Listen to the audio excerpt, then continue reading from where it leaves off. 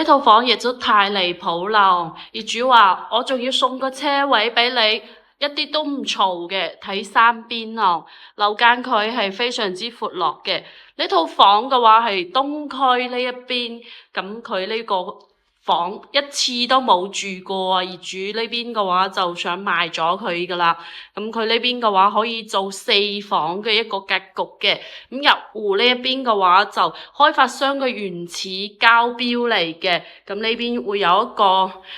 我哋嘅客位啦，分3段式嘅，呢邊仲會有一個生活露台嘅，晾衫洗衣服都係冇問題噶。呢個佈局嘅話可以做到4房2衛嘅，